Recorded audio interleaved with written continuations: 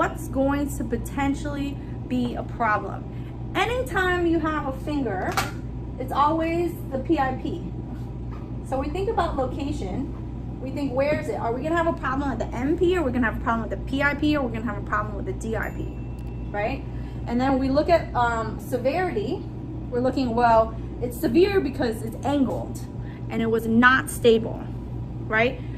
Another type of severity we think about is blood supply,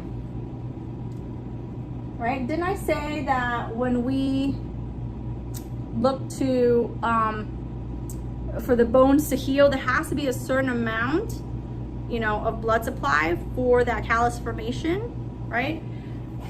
In cases where you have a crush injury, crush injuries break those arteries, and so it becomes more complicated. Crush injuries become more complicated because there's tendon involvement. Crush injuries become more complicated because the ligaments get stiff, skin gets scarring, all that stuff.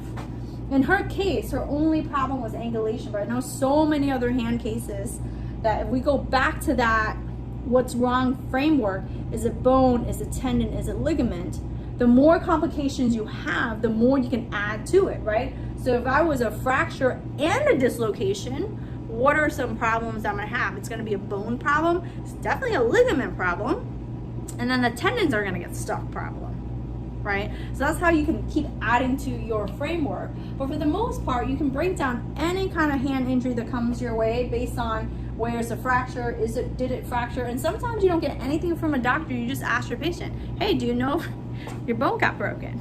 And they'll be like, yeah, it was broken, perfect, and they'll tell you a little bit more about what's going on. But you can also determine based on what you're allowed to do, based on when their injury was. Well, how long ago was it? Well, it just happened last week. Well, we're gonna take it nice and easy. We're just gonna move the other joints to make sure there's nothing else going on. But if it's been 4 weeks, okay, let's go.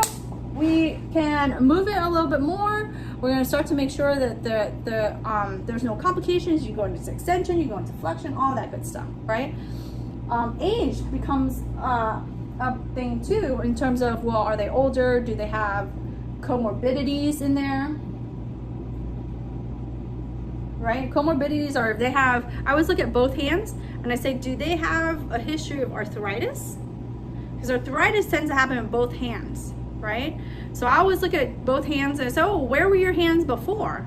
Because I had this one woman, she came in, she had a distal radius fracture. Her fingers were stiff as a board. One finger went down, the other one, like all her fingers were different.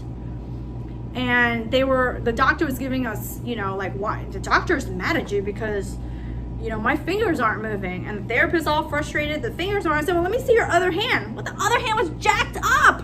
Well, I cannot make you better than how you started with me. So so I asked her, I said, well, how were your fingers before? Did they look like the other hand? Because I see the arthritis here, here, and here. She was like, yeah, they were like that way. Well, shit, I have comorbidity. I shouldn't get frustrated that I'm somehow supposed to make this hand be any more. I mean, obviously I had a lot of work to do, but listen, the woman had comorbidities, and the stress shouldn't be placed on her her hand to be perfect like the next person's hand. Right? And our job as therapists shouldn't be to be like, oh my God, why can't I get her better faster? Well, she had tons of comorbidities. I have people who come in who smoke. I have this severe hand case and he smokes, God knows how, he comes in like a chimney. Well, shit, blood supply. So there's so many things that we know that when we can break it down in our head, it's gonna let us know what we're allowed to do, what we're not allowed to do, how far we can go, and how we can ease our frustrations, right?